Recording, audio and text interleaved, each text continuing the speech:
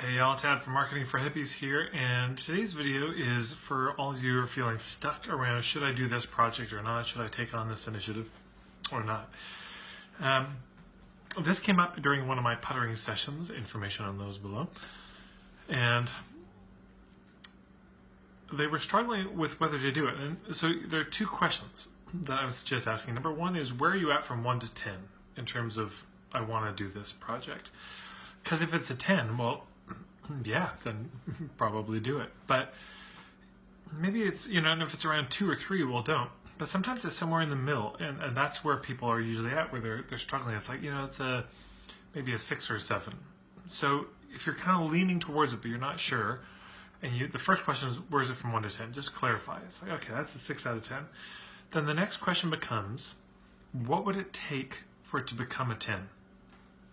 Yeah, what would it take for it to become a 10 out of 10? That's where you start to figure out, excuse me, that's where you start to figure out the lifestyle pieces. That's where you start to figure out what is it that would make this compelling so that I could enjoy the process. Because if it's a 6 out of 10, what that tells me is something is missing in the project, something's missing in the initiative. And if it were there, it might be a 10 out of 10. And if you can't come up with something, that may be a sign not to do it. But those are the two questions. Where am I at from 1 to 10? If it's a 6 out of 10, what would fill this gap? What would I need to add or subtract from it?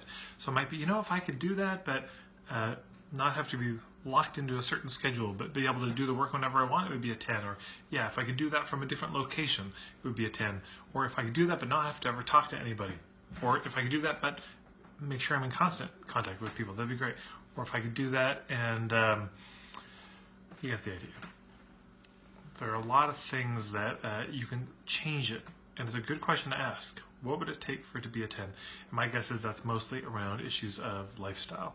So hope that was useful. A little quick thought today. Take care.